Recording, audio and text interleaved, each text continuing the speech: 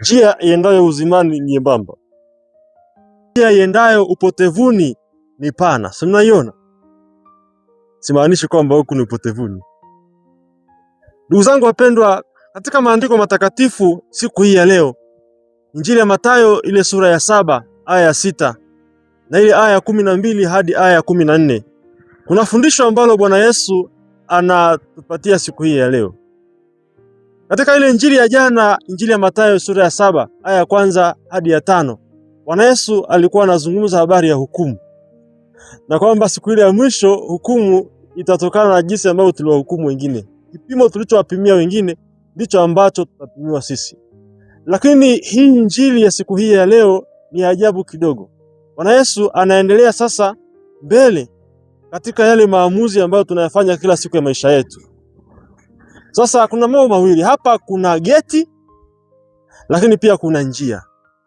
Kuna geti jembamba na njia nyembamba, alafu kuna geti pana na njia pana.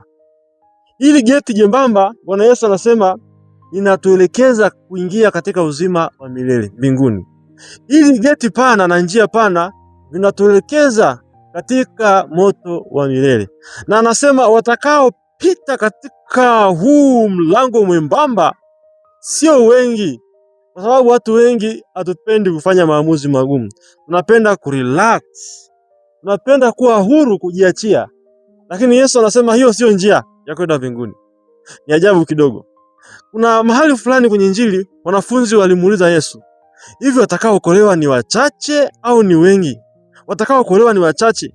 Yesu hakuwajibu kwamba ni wachache au wengi, lakini alitaka kuwarudisha wa focus katika kukazana kupita katika huo mlango ulio mwembamba. Kwa maana hiyo njia yenyewe ni nyembamba, sio kwa sababu Mungu ameifanya kuwa nyembamba, bali kwa sababu sisi wenyewe tumejinenepesha. Tunashindwa kupita, tumebeba mizigo mingi kiasi kwamba kupita kwenye njia ni vigumu sana. Lazima tutaachia mizigo, lazima tufanye mazoezi ya kiroho.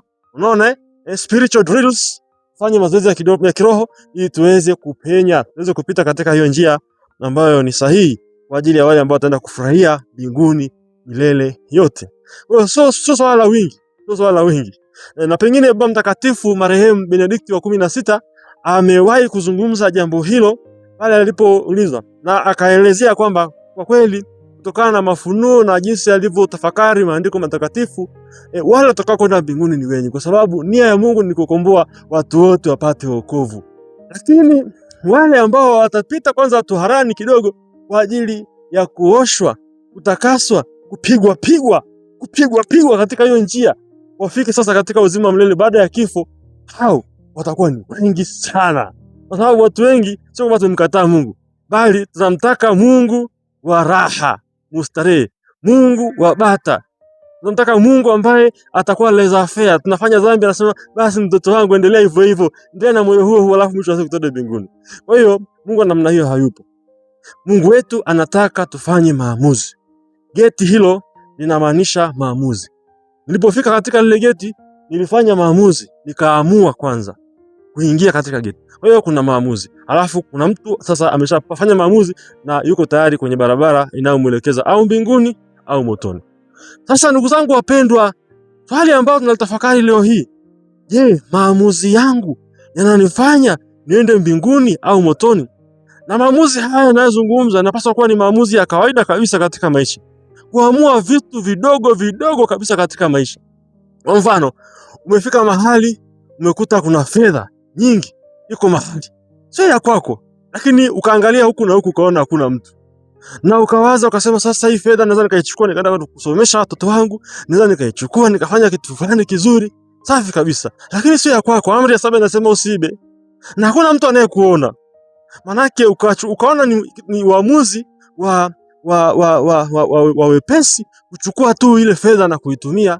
Umefanya maamuzi ya kuingia katika mlango ule mwembamba. Ungepaswa uichukue ile fedha. Au pengine uulize kwanza, kwa nini fedha imezagaa namna hii? Au kwa nini mtu amedondosha hii fedha? Uchukue maamuzi magumu ya kuulizia. Na hata wakati mwingine ukiuliza, hata kama itapita miaka kuuliza, badala ya kuanza kuitumia tu moja kwa moja na ukisema Mungu amejibu sala zako. Hiyo sio sawa sawa. Ndugu zangu, tunapoangalia historia ya watakatifu, baada ya Bwana Yesu kuwaambia hivyo mitume wake, na yeye mwenyewe pia akaonyesha mfano na aliwaambia, mimi ndimi njia, ukweli na uzima. Mtu haji kwa Baba ila kwa kupitia mimi. Ndugu zangu wapendwa, Bwana Yesu mwenyewe aliteseka vikali sana. Alitafuta njia ya msalaba.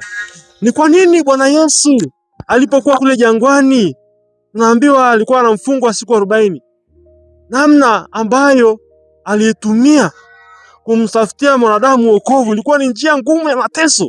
Amekaa siku 40 anafunga, hali wala hanywi. Amechagua njia namna hiyo. Na tena shetani akaja akamshawishi ili afuate ile njia nyingine, na pengine kutafuta mbinu nyingine rahisi zaidi ya kwenda mbinguni. Lakini ni shetani alishindwa. Naambiwa Bwana Yesu aliinuliwa na shetani na akapandishwa juu katika mnara tena wa hekalu. Ndugu zangu, ajabu sana. Mnara wa hekalu. Alafu shetani anamwambia, kama wewe ni mwana wa Mungu, jitupe chini kutoka hapo, maana imeandikwa, watakuja malaika wakuchukue usije ukajikwaa mguu wako katika jiwe. Eti kwamba angejirusha alafu malaika akafanya muujiza namna hiyo, watu wangemwamini na wapate wokovu. Na pengine Bwana Yesu ilikuja kishawishi cha yeye kufanya hivyo ili watu waweze kumuelewa kwamba ametoka kwa Mwenyezi Mungu, ndio sababu muujiza umetokea. Lakini shetani anachagua njia za miujiza mara nyingi. Ndugu zangu, uchukue tahadhari. Kuna watu ambao hawataki kufanya kazi, wanatafuta wokovu bila msalaba, wanatafuta wokovu, wanatafuta utajiri bila kazi, wanatafuta wokovu bila kazi. Hiyo ni hatari. Ni tahadhari tu ndugu zangu wapendwa, tuchague njia ya kufanya kazi, ya kuwajibika. Watakatifu ndivyo walivyofanya. Wengine waliacha maisha ya mjini ya bata, wakaamua kwenda kuishi jangwani. Wapo wengine ambao walichagua kwenda kuishi msituni. Wako wengine ambao waliamua kufunga. Wapo wengine ambao walikubali kuuawa, kumwaga damu yao ili wasipoteze mbingu, wakitambua kabisa njia iendayo uzimani inapaswa kuwa ni nyembamba. Kwa hiyo ndugu zangu, tutajuaje kwamba sisi tumeandikiwa kwenda mbinguni au kuna uhakika wa kupata mbingu au la? Ni maamuzi ya kila siku. Maamuzi ambayo tutayafanya kila siku ya maisha yetu ndio hayo yataamua sisi tu katika barabara ya kwenda mbinguni au ya motoni.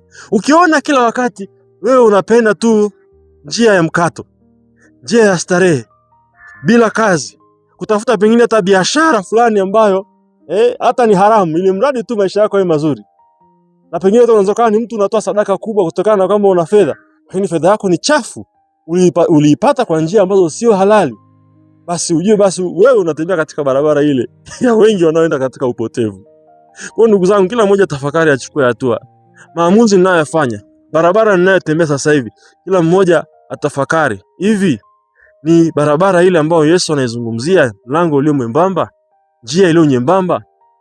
Na kama basi ni hiyo, ujue kabisa wewe upo katika barabara nzuri ambayo itakupeleka mbinguni.